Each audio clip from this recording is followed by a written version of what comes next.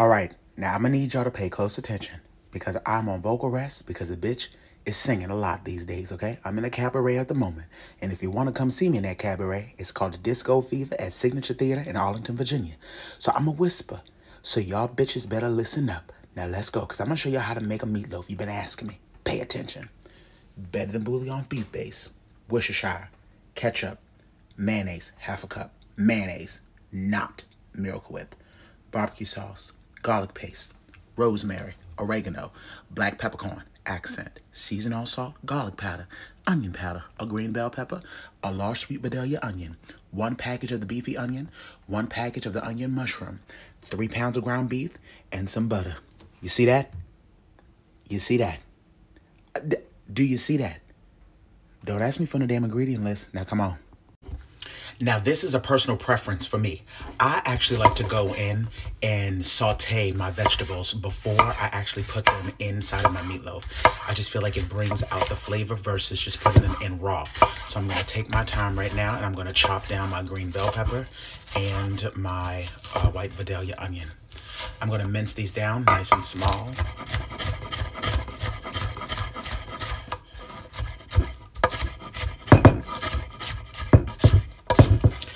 Y'all babies are having a lovely day. Let me slide this damn thing up some so it can stop rocking so much. And for everybody that was stressing out, yes, I know if you put a paper towel under the cutting board, it does keep it still, honey, but I was in a rush that day. But I appreciate y'all for your concern. I really do. But this rock is going to end up pissing me off, so hold on one second, because that's going to end up driving me nuts. There we go. That was about to piss me off. All right, I'm going to finish chopping this up. All right, y'all, I got these nice and small. As you can see, that's exactly how small you want it to be. You do not want any big chunks. So you can go on ahead and sit those over to the side, just like so. And now I'm going to go in and I'm going to do the exact same thing with the sweet Vidalia onion. I'm going to chop this up so that it's nice and small. I'll come back once I get this all nicely minced. While I am doing this, I have my pan over to the side, getting nice and hot, where I've added in a 1/2 stick of butter. All right, so now that I got all of my vegetables good to go, I'm going to go on ahead and get ready to saute these off. As y'all can see, those onions put me through some work. And I know some of you guys might be thinking this is a lot of green pepper and onion, but you have to remember I'm working with 3 pounds of ground beef. If you're using less ground beef, use common sense. Adjust the recipe accordingly, baby. Alrighty, I went on ahead and added these in with, like I said, a 1/2 stick of butter, which is 4 tablespoons. Yes, I use unsalted butter. And now I'm going to allow these to saute down. I'm not going to add any salt or pepper to these. I'll let y'all know about how long this usually only takes, honestly, about maybe 3 to 4 minutes. But, you know, you want to cook them until they get nice and soft, until you get some nice coloring on them. While your vegetables are cooking, I want you to go on ahead and get yourself a rounded tablespoon of the Better Than Bouillon beef base. And we're also going to put in some garlic paste as well. You can use fresh garlic if you would like. Go on ahead, just put that in there. And allow that to mix around. Add you in a little bit of the garlic paste. Probably about a teaspoon. And then give this a mix. What we're doing right now, baby, is called building flavor. Building flavor. Allow these to keep cooking. All right, this is looking exactly how I want it to look. I'm going to turn the heat off. I'm going to take this out of this pot and sit this in a separate bowl so that it can start to somewhat cool down a bit. And now we're going to go in and thoroughly mix all of this all together. Try to make sure that you're not overworking this so that it doesn't dry out. I'm now going to transfer all of this to my baking dish.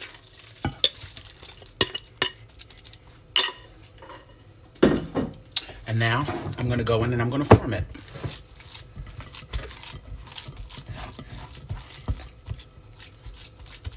And I'll make sure I give y'all a close-up on how this looks in a second, don't worry. And you guys know when you're cooking with ground beef, this is going to shrink. But that's the reason why I like to use a pan like this, so that I can make sure that it keeps somewhat the shape. Okay. Give me 1 second so I can rinse my hands, and then I will show you guys what this looks like in the inside. All right, so this is what my meatloaf looks like. And as you guys can see, I did not add any egg, nor do I add any breadcrumbs to mine. It's just not necessary. I'm going to put this in the oven at 350 degrees. I'm going to cover this up. I'll let you guys know how long the initial baking is. And then when we come back, we'll top it off with some ketchup. Alrighty, y'all, so this has been baking in the oven at 350 degrees, like I said, for an hour and a half. What I'm going to do now is pour off all of this extra liquid here, and then I'm going to top it with ketchup and place it back in the oven uncovered. Now, I don't like a whole lot on mine. You put as much as you want, but I'm just going to put this right over the top. And then, like I said, I'm going to place this back in the oven uncovered for an additional 45 minutes. And just like that, you have yourself a delicious meatloaf. Look at that. Now, before you slice it, I always like to let mine rest for about 10 to 15 minutes before I cut into it. But this is spot on the money. Okay. I'm gonna give y'all a little sneak peek of the potatoes I'm making too. I'm air frying some potatoes. You'll get the recipe for this tomorrow. But these are looking absolutely delicious. Absolutely obsessed with this air fryer. So I'm gonna have these with the meatloaf. Probably some corn on the cob. Call it a day. Like I said, I'm gonna let this rest for about 10-15 minutes and then I'll slice it up and we'll do a taste test. All right, y'all, let's go in for a taste test. Okay, so I got my meatloaf right here. I got those delicious air fried potatoes right here. And then the bomb corn right here. All right, let's go in. Cause baby, I am hungry.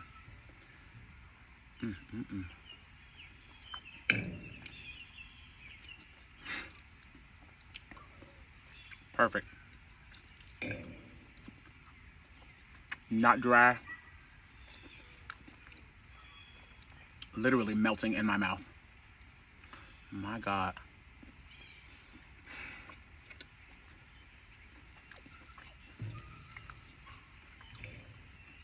These roasted potatoes.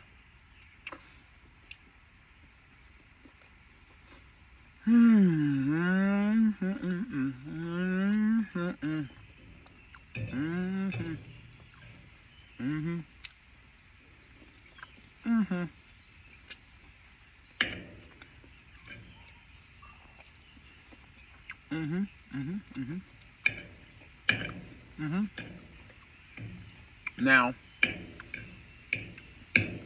if you're watching this from the potato recipe video, you're seeing this portion of the video twice if you watch the meatloaf video. Because I wasn't about to be fake and say, oh, let me try the potatoes for the first time, knowing damn well I've already eaten them.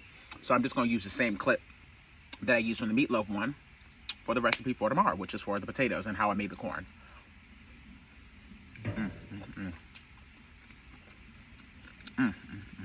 Let's go for this corn.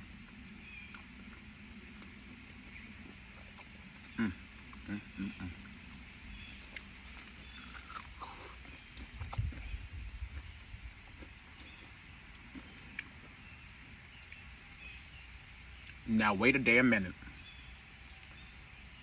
Baby.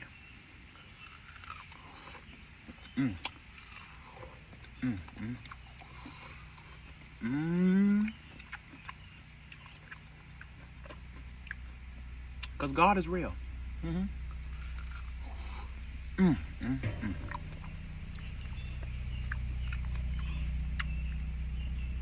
Baby. Try this recipe, y'all. Huh?